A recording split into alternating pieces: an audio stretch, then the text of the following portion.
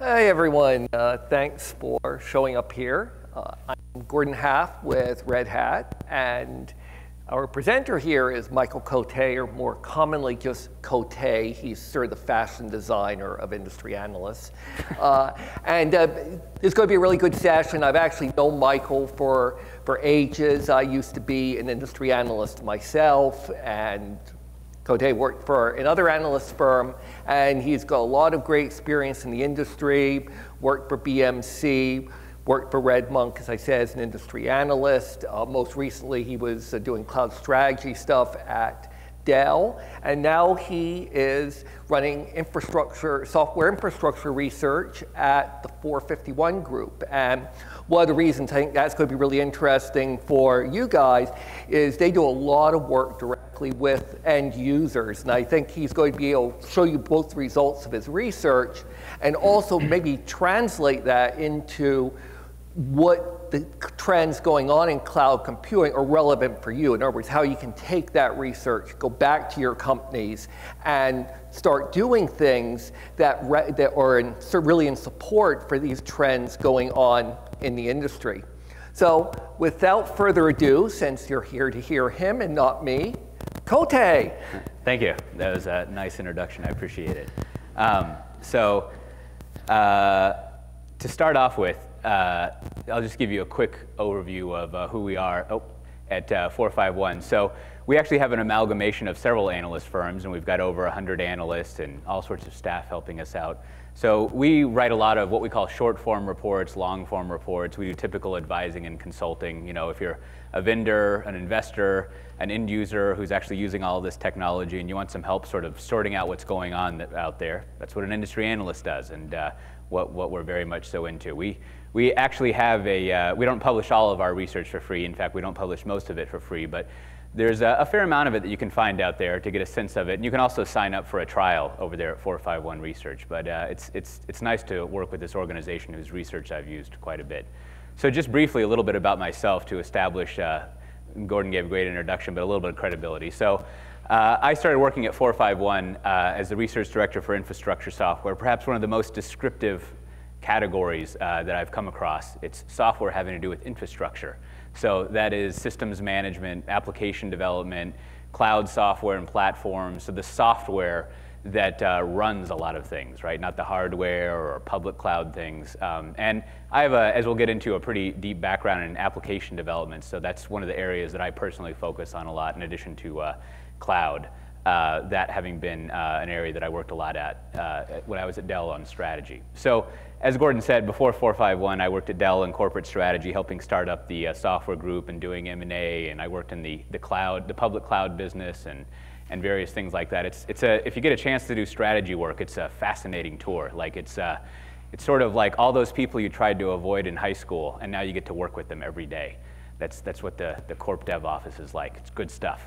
And before that, I was an analyst for about 6 years at RedMonk, focusing on emerging technologies and things like that, and a software developer at various places, big and small, as Gordon was going over.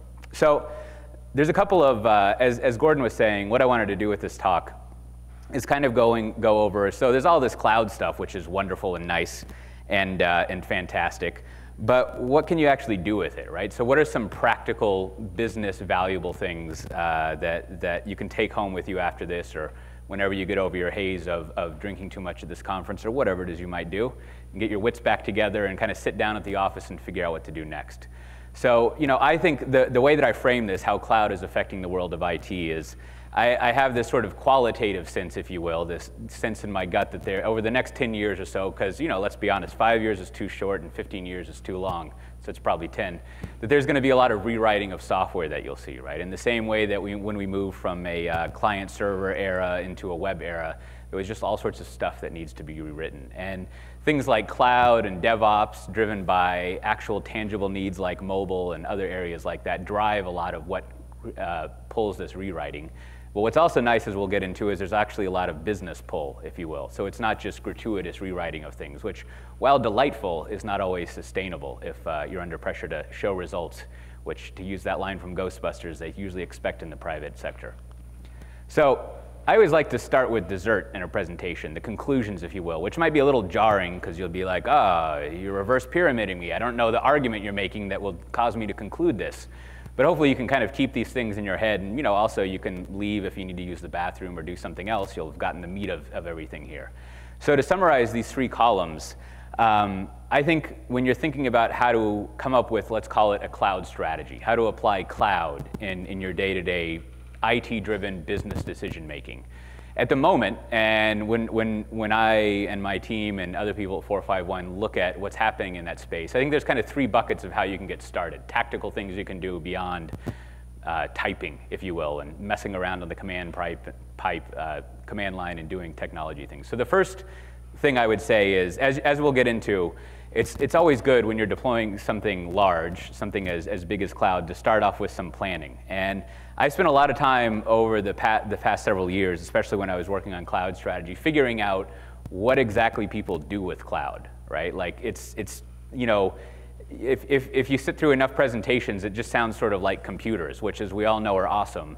But that's not really helpful if I come here and tell you computers are awesome. They can do great things, which is what you end up hearing quite a bit. So what I've kind of come to is that as you're starting to figure out what to do with cloud, you want to spend a lot of time planning and segmenting out your applications or workloads and finding ones that will be beneficial by running on cloud or even using Devops, or thinking about how essentially, to get to the second point, if we sort of, as we'll get into, take for granted that you can look at software as a service as sort of like something that doesn't necessarily have to be incredibly strategic for the IT department, right? You sort of just, this is a very simplistic way of putting it, but you just go to a URL and everything's taken care of for you. Again, I'm grossly simplifying it to make a point. But what types of IT do you use to actually differentiate your business and cause people to spend more or stay with you? So those areas increasingly, from a very broad strategic standpoint, look to be one of the areas that cloud is important for. So again, you'll see as I separate out SaaS quite distinctly from the rest of cloud, if you will.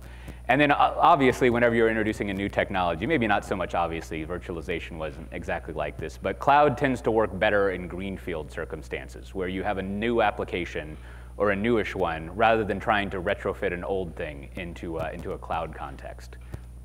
So those are some very broad strategic buckets. The next area is sort of how do you get started? What are some bootstrapping concerns you might have? So I think it's always important to think about this first part, benchmarking yourself. So you'll hear a lot of benefits about cloud, and we'll discuss some here and there, but it's important to know if you're actually improving or getting worse. And if you don't actually know what your current state is, there's no way you're going to compare to figure out if you should keep doing this or if you should stop doing it. So if you don't have benchmarks, if you don't know what your costs are, your sort of cycle time, just some fundamental ways of how IT operates, that's a good thing to do when you're getting started. And the other thing, as we'll get into, is now is pretty much the time, if you haven't already, to start doing proofs of concepts, POCs, doing things in the labs, experimenting and getting firsthand experience with cloud and DevOps and other things we'll talk about.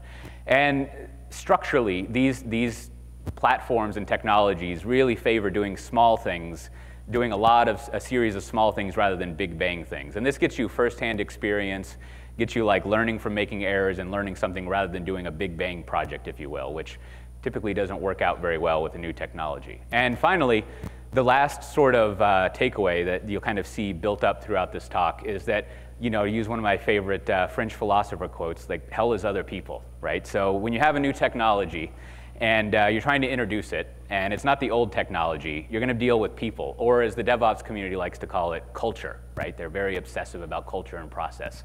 And that's definitely the case, and we'll go over some studies that we've done that show that figuring out how you do change management and deal with other people is a huge part of being successful with cloud. Now, on the bright side, there's kind of this point that we'll get to where there's the genuine possibility to start engaging with the business side more, right? The non-technology people, and starting to tell them to actually pull more expectations from you. So if you deploy these platforms correctly and you strategically pick the projects, you can start to tell business they should imagine more things for you to do, which may not be a problem that you guys have. I mean, if a savvy business person's always trying to like throw more stuff on your plate, but it's important to engage with them and kind of reorient how they're thinking about using cloud and DevOps. So with that, if you'll pardon a little ocean boiling, as analysts, you're always trying to come up with sort of like cheesy phrases, like pace layering, or service-oriented architecture, or citizen developer, like these phrases that get associated with you and are highly leverageable and make your life fantastic and fun. So here's my attempt at trying to come up with a cheesy phrase that one of my friends, Israel, put in Twitter from a report I wrote, and that is, IT minus SaaS equals what? So like I said, I draw a pretty strong distinction between software as a service and the rest of cloud. And this formula for me is sort of like, as an infrastructure software person, what I end up focusing on. And there's kind of two constituencies, never mind us analysts and our need to kind of do acrobatics through the changing IT landscape. But if you're a vendor, a seller of technology, or an end user or enterprise, a consumer of technology, a buyer, if you will, it's important to think like, so if cloud sort of washes over us, what's left over for me as a vendor to sell? I could sell SaaS, certainly, or there's all this other stuff that I could sell that's not SaaS. And as an end user, if I'm an IT department and I'm used to like working on IT and not just going to some URL, having sort of a complete self-service experience, what's left over for me to work on?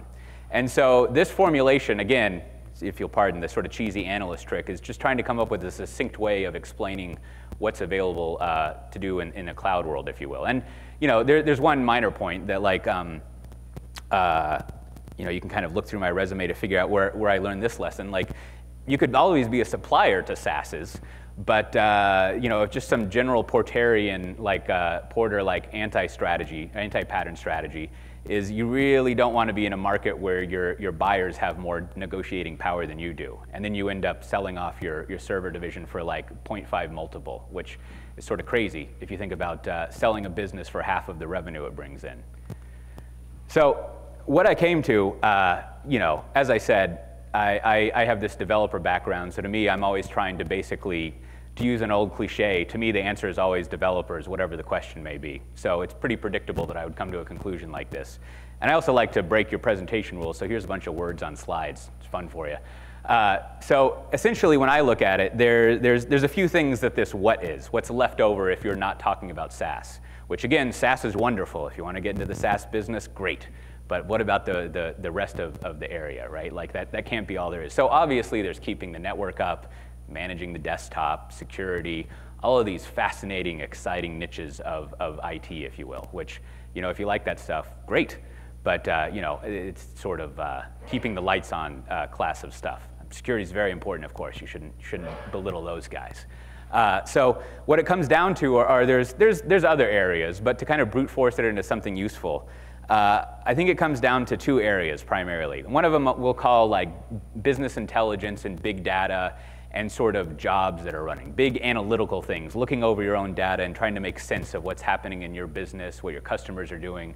So those are things that you can't necessarily buy off the shelf or off the web, right? It takes your domain expertise and crafting to do something with that. Like, you can't just sort of like click that pivot table in Excel and have it tell you which sales region you need to focus on more. There's a lot of work that needs to go into that. So thankfully, we have a whole other practice that focuses on that at 451, so they can worry about that stuff. It's fun, exciting stuff.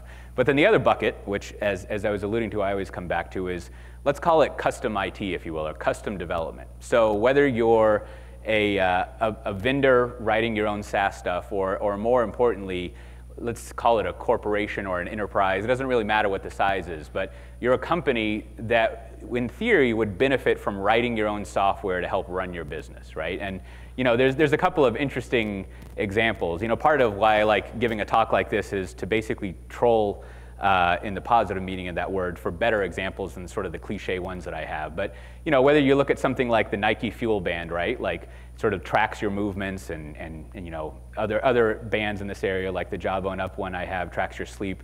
Like, there's a software development team of people writing software, right? It's not just like manufacturing shoes and doing marketing. They're actually now inside of Nike, like doing their own software development. Or you can look at something like the Starbucks app, right? Which I use all the time. I mean, being from Austin, I'm of course snooty about coffee. Like, I know I shouldn't enjoy like Starbucks and all of that, but at the end, when I'm traveling, I don't know what the good coffee places are, but I like the Starbucks app because I can pay like magically through my phone, and it has this loyalty tracking thing where I start to get free coffee once I accumulate some stars, and you can tell I'm too obsessed with it. But again, like there's a team of developers who are like writing the software. They're not just doing logistics of ordering some cups and figuring out how to do fancy flowers on top of your latte. Like custom written IT is vital to that. And it's rumored that they brought in basically $1 billion of revenue through that, which, you know, you could say they would have made that $1 billion anyway, but it's interesting to think that software developers are responsible for that much revenue.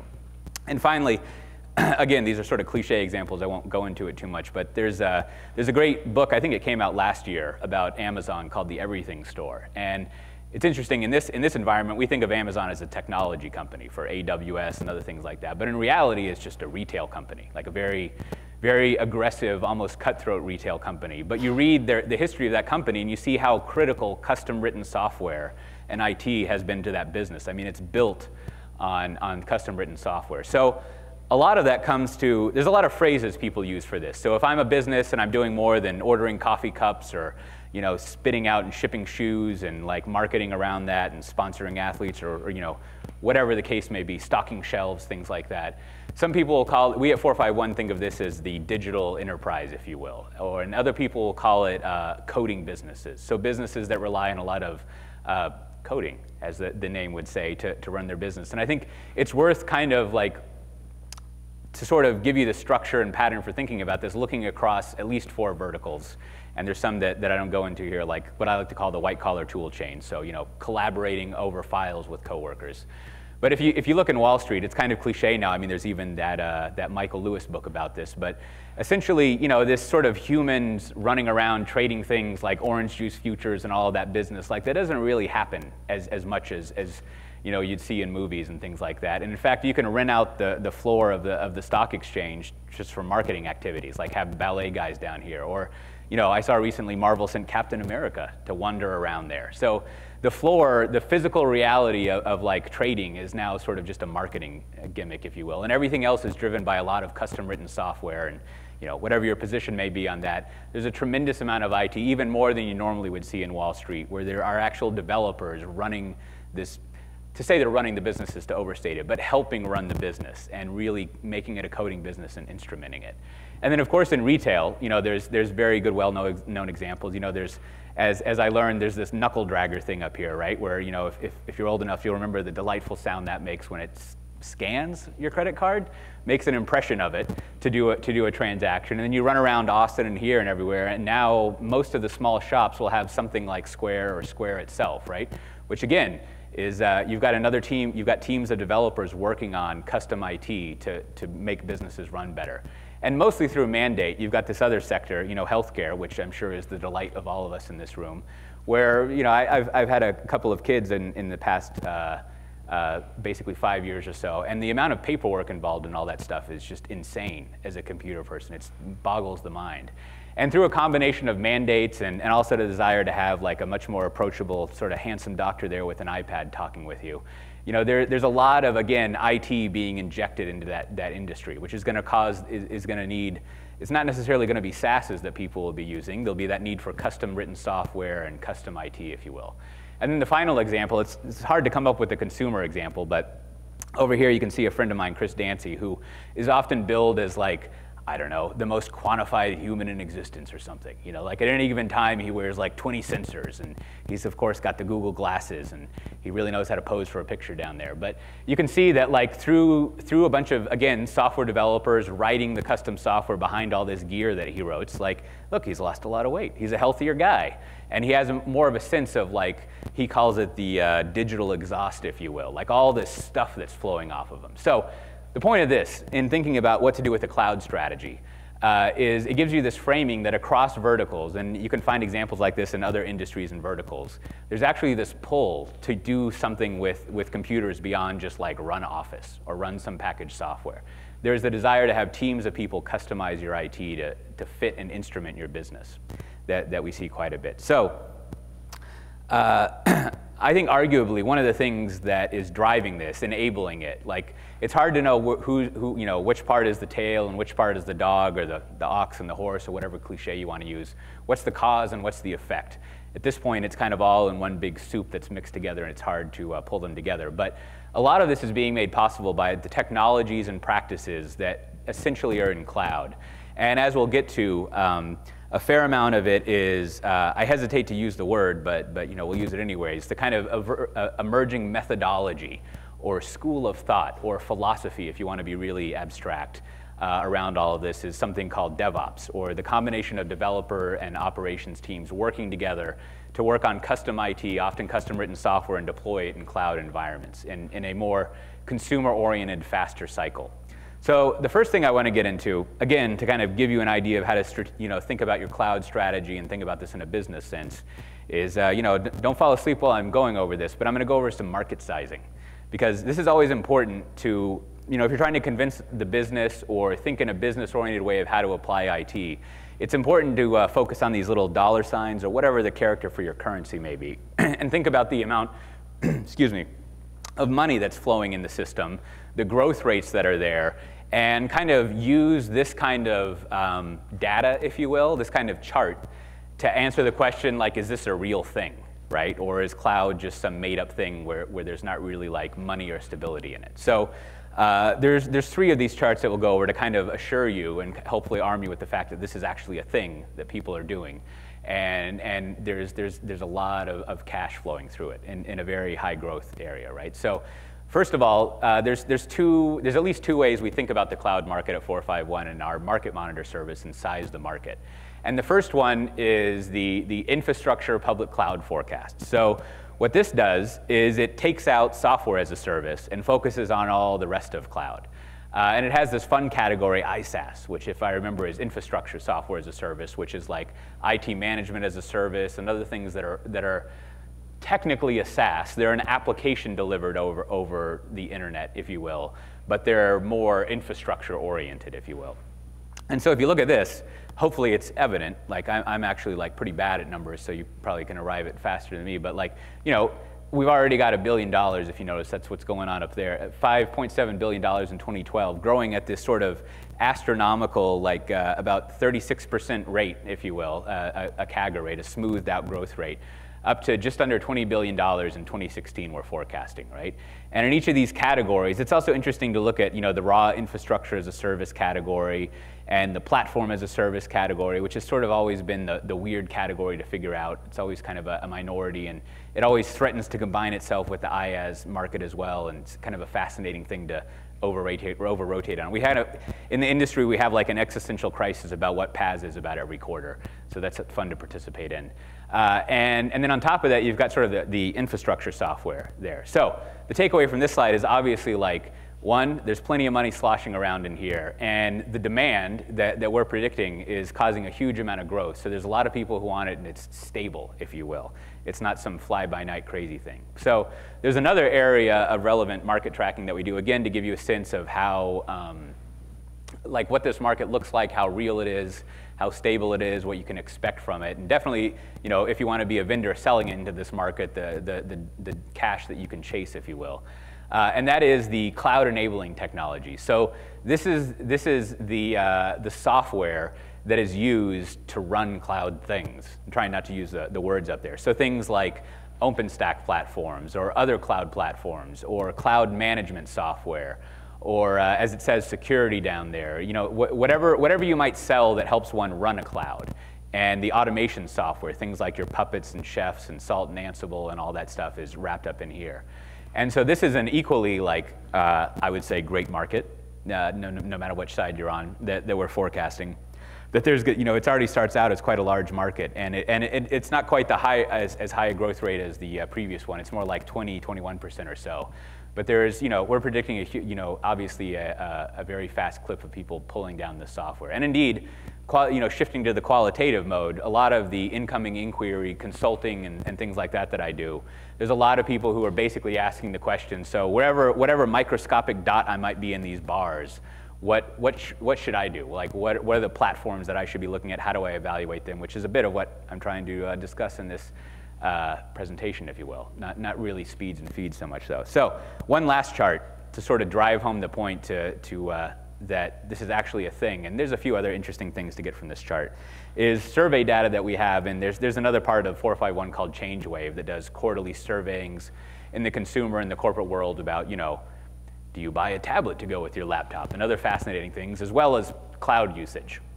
So we've been tracking public cloud usage for quite some time, as you can see, which is interesting, and you can see a steady growth there, right? And you have to remember, this is, theoretically over the entire IT industry, which is trillions of dollars. So these tiny changes in that are a huge amount of spend and usage of tools, if you will, however gradual it may be. I mean, it's actually pretty rapid quarter over quarter. So, a large part of the public cloud is SaaS usage, right? So there's definitely that validation in there of people using SaaS, but also the non-SaaS things. But what's particularly interesting is, around July of 2012, you can see we started tracking private cloud. So in theory, that's not SaaS. Like, I think technically you couldn't have SaaS in a private cloud context. I'm sure you could go through some hoops to do it.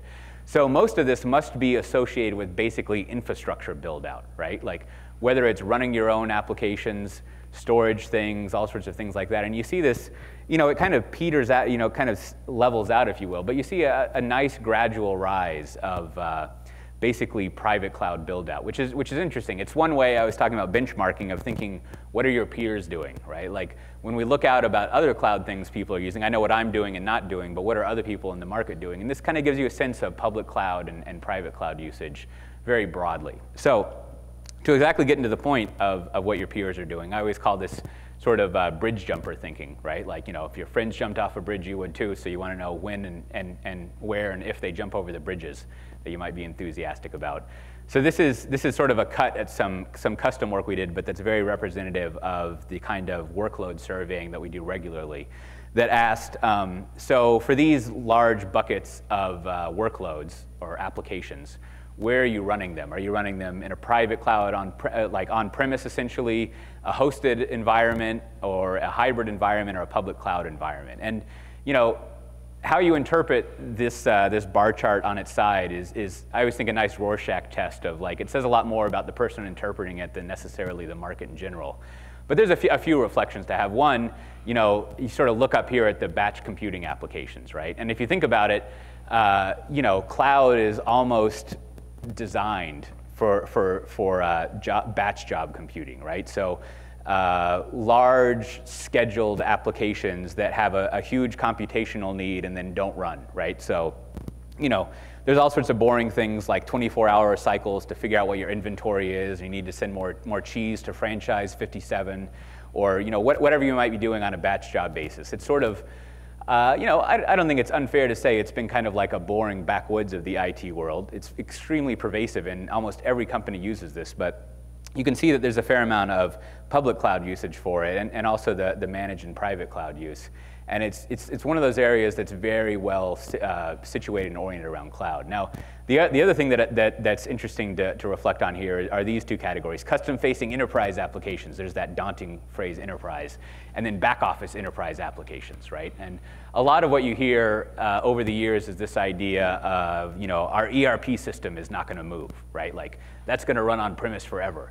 And so this is some interesting validating information that's, once you load in margin of error and things, you can get a little squishy about the exact bars here, so you don't want to think too much about it. But that definitely is sort of a stalwart of on-premise usage, if you will, like those gigantic ERP systems out there, which points to a whole other area of kind of thinking about how you architect things, about pace layering. How do you keep that old legacy, horky, extremely valuable thing there, but enable new ways of developing on it and wrap APIs and other things on it, which we won't really get into much here. So as far as like looking at what people are doing with custom development, what you can do with cloud and DevOps, and like what's valuable in a business-oriented way. One of the obvious areas to look at that we have a lot of studying around by nature of the Yankee Group being part of us is mobile application development. So there's a couple of slides here, and again, this is not like the totality of what you might think of doing with cloud and DevOps, but it's one example whose pattern you can kind of extract and apply to other things. So, and also just a nice first thing to start with. So this question is pretty basic, right? Like, again, as analysts, you always like to ask things that people assume so that you have some numbers to wrap around them to sort of prove them, if you will. And one would assume as an individual that mobile apps are always good for a business, but you want to ask that. So indeed, when we asked that in a recent survey, if the sort of the mobile application development and efforts that people have been doing in a business, if it's actually paid off, you can see that if you combine together high and high medium, right? Like, yes, they work. It's a good idea to do mobile applications. Like, it's not sort of like a shiny object thing that is sort of gratuitous and doesn't really get you anything, essentially. It has business results, at least amongst the survey base that we had here. So that sort of begs the question, so what are people doing with that, right? Like, are they just throwing some mobile version of their web page out there, or what are the things that companies are finding valuable? And so I think this chart goes over a little bit of that, and you know, you can kind of read through what these things are on your own. There's the obvious thing of like being able to buy stuff through the mobile app, accessing our customer, you know, information, our customer service stuff, talking, you know, interacting with social networks and all of that, you know, so you can kind of suck that in and get a better sense of what's going on with your customers and your market. But I think what's interesting, again, thinking about how you would plan out your cloud strategy and how you might use developing software on top of clouds, it's interesting to take a step back and ask, like, so is this like table stake stuff or really advanced things? And if you kind of boil them down, these are pretty basic, right? Like, it's basically just having a mobile way of interacting with your business. There's nothing sort of like groundbreaking or revolutionary, which again, I think kind of shows the maturity of this opportunity, that kind of 10-year time frame of, there's a lot of room to think of non-simplistic basic things to do. I mean, to use another cliche example, it'd be great to have non-cliche ones, like you know, it's always, we don't have Uber in Austin, but it's nice to come to San Francisco or New York or wherever it is, because it's just such this crazy, delightful service. So if you probably know what it is, but basically you just open up your phone and you like tap a few things, and a car comes and picks you up and then takes you to your destination. Sounds simple, right? But you know, it sounded basic and simple with me, but you understand, the thing that clicked in my head is, like, when I was getting out of the cab, I realized I didn't have to like give the driver my credit card or cash. Like, it was this completely like non-transaction. Of course you have to pay, right? But you just do it all through your phone, and there's not even tips, so you don't have to calculate that. It's like wonderful. It's like this completely rethinking of how the business of moving a person from one point to another point is done, and enabled because, one, there's a mobile app, but more importantly because there's a lot of custom software written around it that enables that kind of processing rather than just standard radio dispatch stuff, if you will. And you know, depending on where you are in the disruption of something like that, it sounds either awesome or very troubling. But you know, it's good to think about, as we deploy this custom-written software and take advantage of cloud and the constraints that are removed, what are ways, you know, I was talking about engaging with the business, what are ways that we can talk with the business or do this on our own and have them kind of reimagine what their business process is, and then instrument that with IT to essentially do something new and novel, like me not having to give someone a credit card or give them cash when I get out of the car. And they also pick me up at the arrivals lounge of the airport. Like, I thought that was forbidden. You don't have to go down to the designated taxi area. It's great. So I think, as I was saying, if you're thinking about, so, you know, cloud sounds interesting, and it's, you know, I haven't pointed this out explicitly, but a lot of what's nice about cloud and what you kind of see reflected in those the market sizing numbers and the types of applications people are doing with mobile is there's a certain removing of constraints that used to exist around better control over costs, and also a certain amount of agility and fungibility of things, right? Being able to start small and not having to build your own data center, all the old cliche examples of why cloud is great. But it removes these constraints you have that allow you to kind of reimagine what you can do with IT. And as I was getting to, it seems like increasingly this idea of DevOps is sort of like the agile software development to the, I don't know, distributed system stuff of the late 90s and early 2000s, right? So DevOps is sort of like the body of work and technologies and practices that you build on top of these cloud platforms. And you know, it's always a stretch to try to combine these two things together, but I think it's helpful to think of DevOps that way, and then therefore to use it as a launching off point to think of how you tactically start doing things on top of a cloud. So to that end, over the past, I guess, 4 months or so, we initiated the first round of a study of what I'll call the mainstream DevOps market. And you know, if you know how to case DevOps correctly, you've probably heard all of the usual examples of Netflix and Etsy and 10 deploys a day at Flickr and all this stuff, right? All those guys where you're kind of like, that sounds great, but I work in the real world. So how does this apply to me? How can I actually take advantage of the stuff that seems interesting, if you will? So I wanted to study exactly that sort of, or we wanted to study that set of the market, what I'll call the early DevOps market or the mainstream DevOps market. And a lot of what I'm going to go over here is sort of, again, that sort of benchmarking and getting a sense of what's going on out there, and therefore some kind of takeaways of what you guys can do if you want to start down this path, if you will, take advantage of cloud and DevOps. So the first question that we asked so when you're running your app, it was all about custom software, essentially, right? We didn't ask a lot about SaaS or anything. So DevOps tends to be mostly about writing your own software and running it. So the first thing that we asked, we wanted to get some idea of where do you actually run these applications? Do you run them in pure public cloud solely? I mean, you can read the number there. No is the answer. Or do you also run them, and this is kind of a painfully worded, do you run them in non-cloud? Like, we kind of tried to string together enough words that it would be clear this was not really like cloud stuff. It was more virtualization or physical, and there's an interesting chunk of people who still do that, if you will. And then, of course, there's the favorite private cloud environment, right? There's a nice chunk of people doing that. And then there's the grab bag, a mix of all of the above. So again, I think there's two interesting takeaways that hopefully are helpful in thinking about how you might approach all of this stuff. That you don't need to do it all in public cloud necessarily. I mean, technologically and maybe even culturally for you, that might work out. But it's not sort of like, if you're in these other bar charts, you're not doing it wrong, if you will. Like, there's definitely room to do things there. Now, I always tend to over-rotate on public cloud, and I'm always fascinated with people who choose private cloud or managed hosting. But again, our surveys and our market studies show time and time again that people very strongly consider, not to the exclusion of it, but they're always interested in non-public cloud options. There's plenty of people who want to run public cloud things as well, but there's also plenty of people who want to do private cloud things. So that's a fine area to fitter around in when you're figuring out where you should run your cloud stuff. So again, this is sort of a benchmark of the mainstream DevOps market. Like, what are these folks actually doing? What are they running on? And what's maybe not best in class, but what's normal?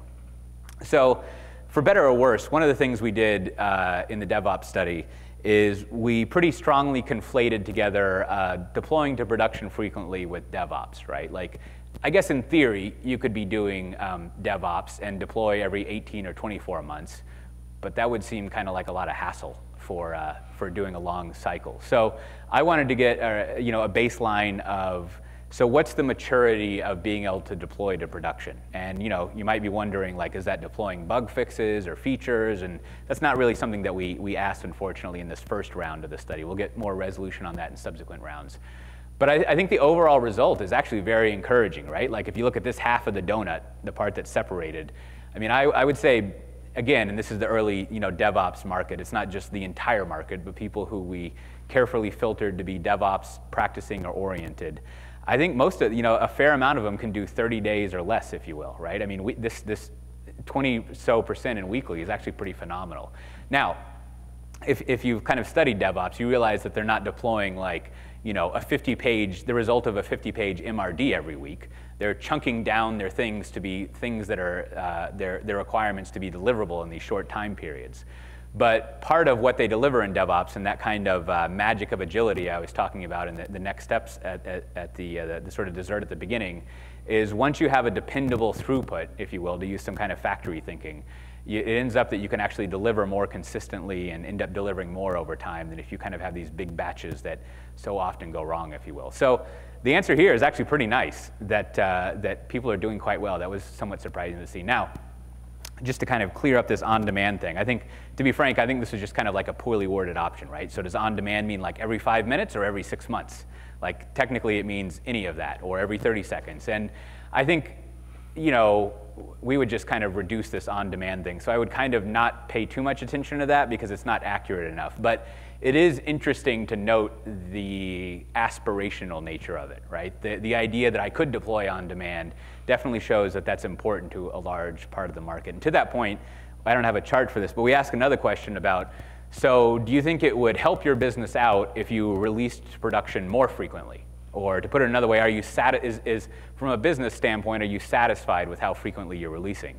And that was also interesting that it was split about 50-50. So half of the people were like, yep, it's good with me. We don't need to improve that, which could always release more frequently, I guess. But the other 50 was definitely interested in reducing their cycle time. So again, looking out there and seeing what's going on in the cloud space and in the DevOps space, the benchmark here is that it's actually, there's a lot of expectations around getting your cycle time down and deploying to production more frequently. And in the early DevOps market, people are actually doing pretty well with that. So how are they achieving that? And we'll just take it for granted that if you can release to production more frequently, you'll have more delighted customers, you'll be able to meet competitive demands better, right? Like you won't be behind with your software. I mean, hopefully that's sort of self-evident that competing with a piece of software that's updated on a 30-day interval is probably easier than competing with one that's updated on a 2-year interval, essentially. I mean, I guess if you're like flying space shuttles or launching missiles, you don't want to deploy every week, but you know, that's a whole other neck of the IT woods that we're probably not that concerned with. So another area in the DevOps study that I'm always interested in is what we'll call the DevOps tool chain, and thinking about the technologies that people use, because usually for better, but for better or worse, the kind of DevOps cognoscenti, if I'm pronouncing my Italian correctly, the thought leaders, like once you start talking about technologies, they bring out this giant hammer that has like culture etched in blood on it, and they start bashing your brains out. Like all they want to talk about is culture and process, and they don't, in my opinion, spend too much time talking about the technology. So that's great. They should talk about culture, and I wanted to dig into the tool chain. So to that end, in this first rev, as we do more revs of the study, we'll get more resolution. But here's some broad buckets that we asked this early DevOps market. So what are you using and what are you evaluating for things like testing, monitoring, release management, and this mysteriously neglected thing at the end, the sort of topology and architecture or orchestration. And if you look at this, it's important to dig into the tools that people are actually using, which we'll do for configuration management and automation, and a bit of release management, depending on how you define it, with continuous integration. But if you look at what people are actually using, because these bars are pretty much the same, and people have tools, right? They've got something that they're using in these areas.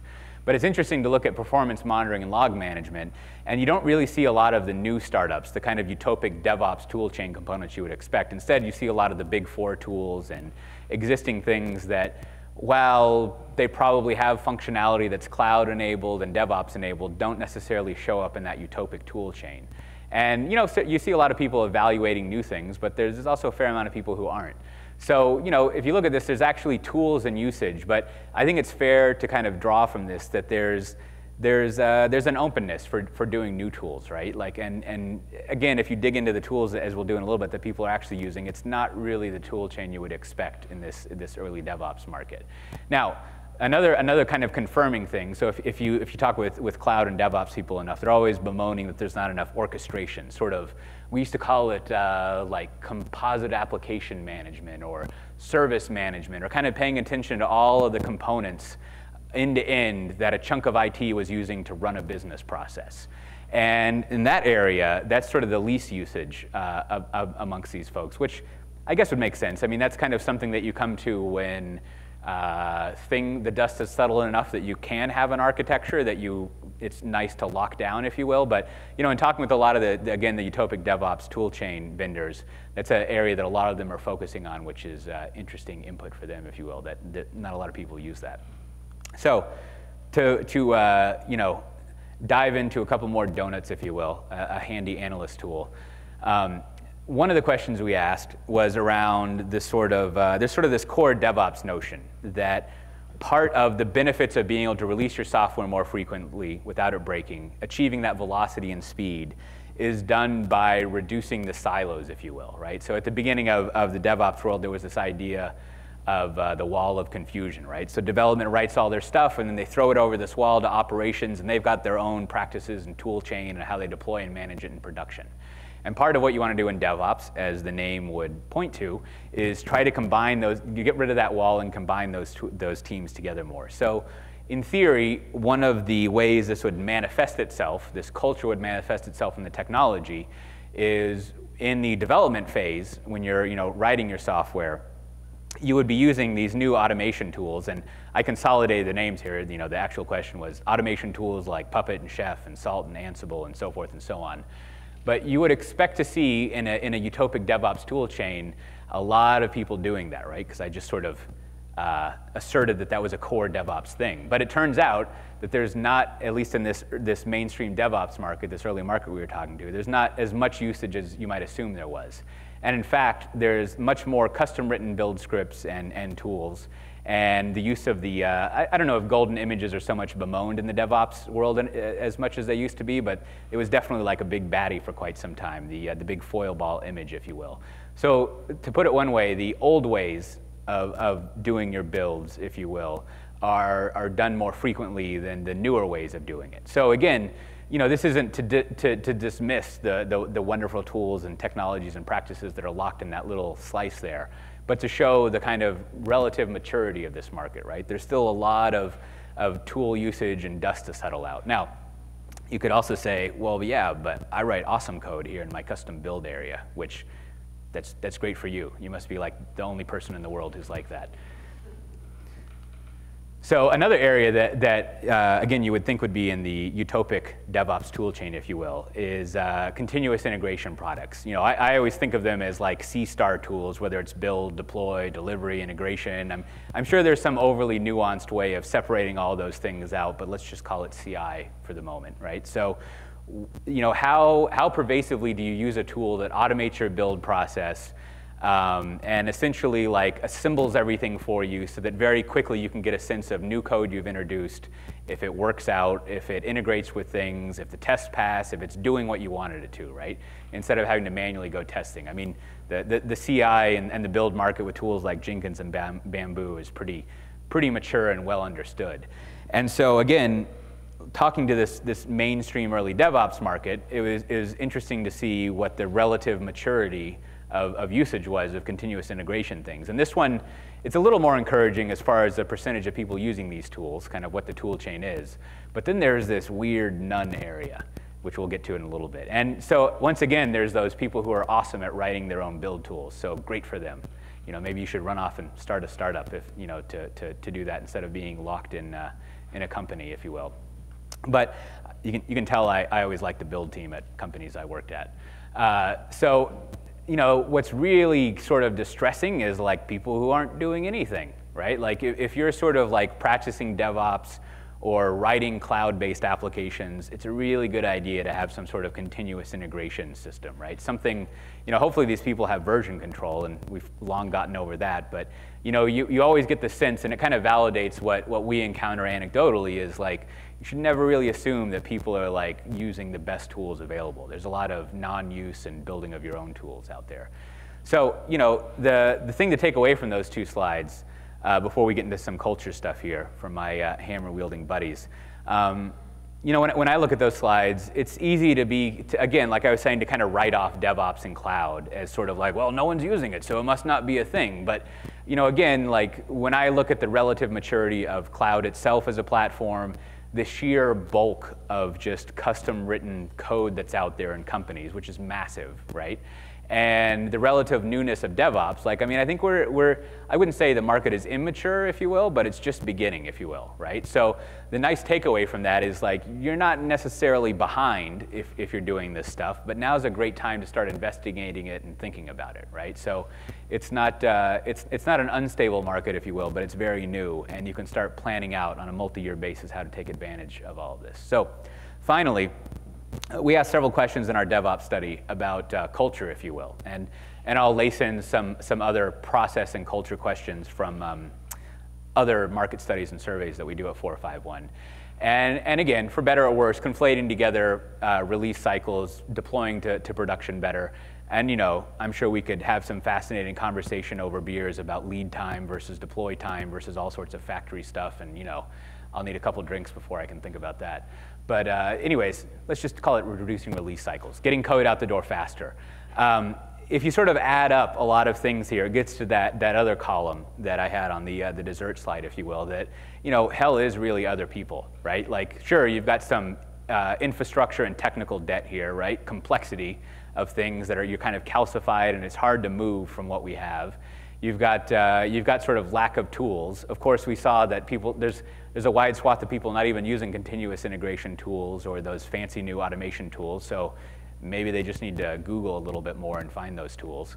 But then if you look at the other one, so we've got an inefficient process. We've still got this wall of confusion, like handing off between different groups slows things down and is annoying. And then we've got the human resource constraints, or my people aren't smart enough, as I like to think of it, right? Like for whatever reason, we can't get the skilled people or train them up or whatever it may be. Like they're just not good enough for this, which is probably a little bit of overthinking. Maybe it's, we're in the IT industry, we're notorious for not training our people. So there's always that. Like it's always nice to train and learn. which, there's actually so Puppet Labs does sort of an annual DevOps study as well, which focuses a lot on this area, right? If you look at the past 3 years, they spend a lot of time asking about learning and training, and there's some, I don't know, slightly depressing results there that encourage you to do more of that. Because definitely as you're doing new things, you need to learn more and have that sort of culture. And then, of course, there's everyone's favorite.